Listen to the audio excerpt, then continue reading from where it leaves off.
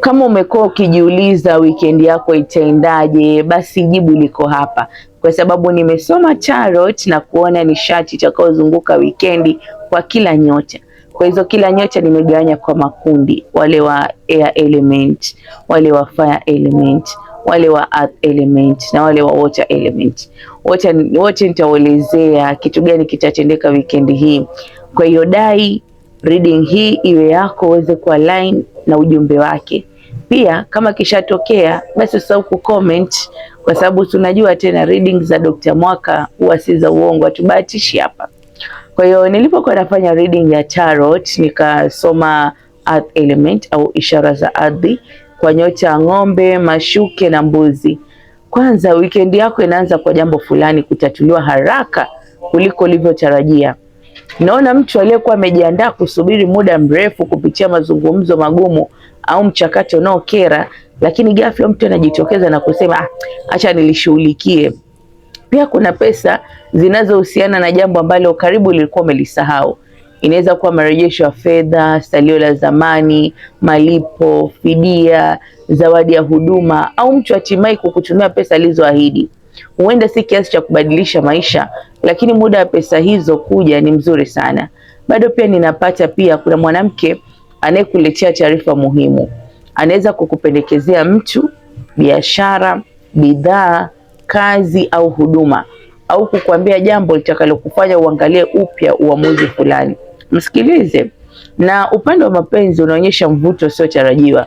Mtu ambaye mmekuwa mkijuana kwa kawaida anaweza ghafla kuanza kuonekana tofauti, au yeye ndiye anaanza kukuona kwa mtazamo mpya. Sioni lazima uhusiano uanze mara moja, lakini kuna mtu anayepima kama kuna chemistry kati yenu ama kitu gani kitatokea. Kuna jambo utalipata kwa bei nafuu zaidi, kwa haraka zaidi, au kwa urahisi zaidi kuliko ulivyotarajia. Ucheshi na ishara za kimapenzi zinaweza kutoka upande usiotarajia.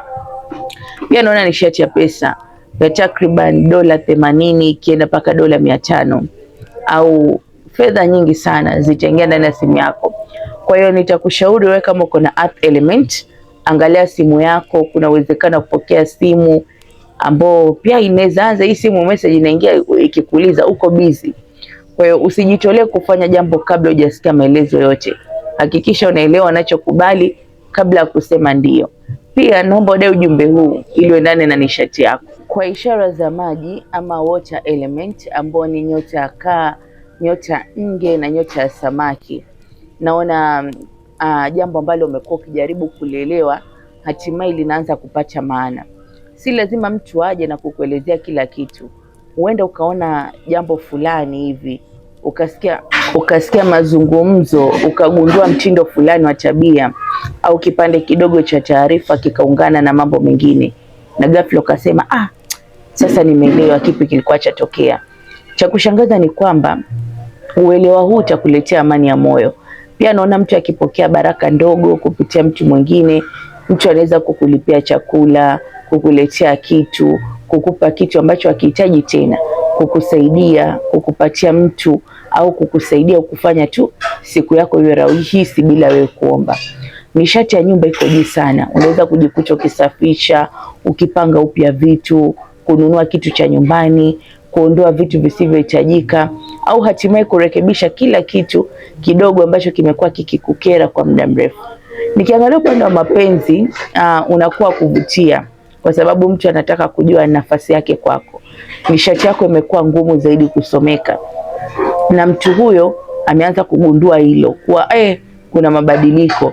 Mtu anaweza kufanyia jambo la upendo au kukujali kwa njia ambayo hukutarajia. Mazungumzo yanaweza kuwa kina zaidi kuliko ambavyo nyote wawili mlipanga. Usipanic kwa sababu ya gharama fulani. Naona suluhisho likija karibu sana baada ya gharama hiyo. Pia angalia simu yako. Kuna uwezekano mtu atakutafuta muda mfupi tu baada ya wewe kufikiria. Usipuuze hisia yako ya kwanza kwa sababu tu mtu amekupa maelezo yanayoonekana kuwa mazuri. Wakati mwingine intuition yako inaweza kuwa imeona jambo ambalo akili bado haijalielewa. Tukiangalia ishara za hewa ambao ni mapacha, mizani na ndoo. Alama za hewa, ujumbe niliopata nilipokuwa nafanya reading ni kuwa kila kitu kinatokea kwa wakati mmoja.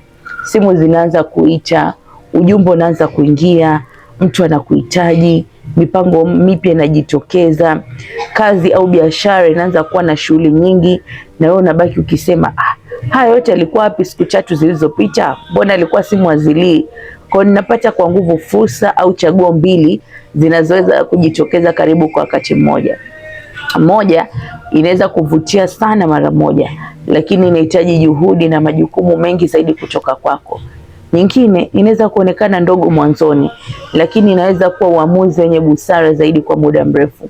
Usichague moja kwa sababu tu ndio inapiga kelele zaidi. Pia kuna mshangao mdogo au surprise unaohusisha mtu ambaye hujamuona ana kwa ana kwa muda.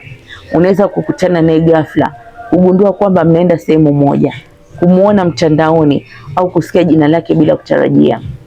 Kwa upande wa mapenzi, mtu amekuwa akijaribu kujifanya hajali, lakini sasa anaweza kuuliza swali litakalofichua kile ambacho amekuwa akijiuliza.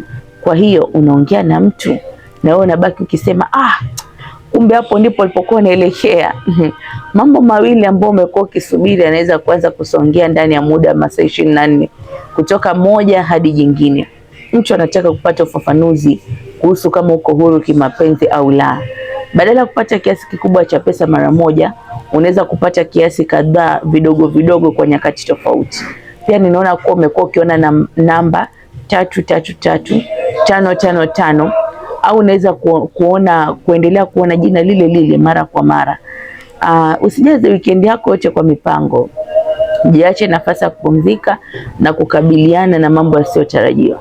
Unaweza kudai ujumbe huu ili uweze kuendana na nishati yako. Nikiangalia ishara za moto au wenye nyota ya punda, simba na mshale, ujumbe ulikuwa naupata nikifanya reading. Naona mabadiliko ya mazingira. Baadhi yenu mnahitaji kabisa kutoka nyumbani weekend hii. Kuna mwaliko, matembezi ya ghafla, tukio, chakula cha jioni, safari ya manunuzi, safari fupi au mabadiliko ya mwisho wa mipango ambao yatakuweka katika mazingira yenye nishati tofauti kabisa. Na jambo la kuvutia ni hili: mtu utakayekutana naye au kukutana naye kwa bahati anaweza kuwa ndo muunganiko au uhusiano ambao unaweza kuhitaji baadaye. Usipuuze mazungumzo ya kawaida. Mtu anaweza kukuambia anachofanya kazini, halafu ukajikuta ukisema subiri, kumbe ninahitaji mtu anayefanya jambo hili. Pia kuna hali fulani yenye mchanganyiko na maneno ya pembeni. Mtu ameunda mtazamo fulani kukuhusu kutokana na simulizi lililopewa na mtu mwingine, lakini baada ya kukutana na wewe mwenyewe na kuzungumza nawe, mtazamo wake utaanza kubadilika. Kwa upande wa mapenzi, mtu anaonekana kuwa wazi zaidi kuliko zamani. Badala ya kulike tu, kutoa ishara, kukufuatilia kimya kimya au kujibu kwa emoji, sasa anaweza kuja moja kwa moja na kusema ni lini nitakuona. Kusema ndio kwa jambo la ghafla unaweza kukuweka mahali ambapo ulikuwa unapaswa kuwa. Mtu hatimaye anaacha kuzunguka na anaweka nia yake wazi. Wazo au fursa mpya inaweza kugeuza kuwa chanzo cha faida baadaye. Liandike chini, usilisahau. Angalia mwaliko kati ya jioni ya leo Ijumaa na mchana Jumamosi. Usilewe halafu ukamtumia ujumbe au kumpigia simu mtu ambaye umejitahidi sana kuacha kushughulika naye. Huu ndio utabiri wa Ijumaa au weekend itakavyoenda kwa kila nyota. Hivyo basi, kama utabiri huu umekutokea, comment hapo chini. Na kama bado weekend bado ndefu, ndo tumeianza, claim na itakufikia.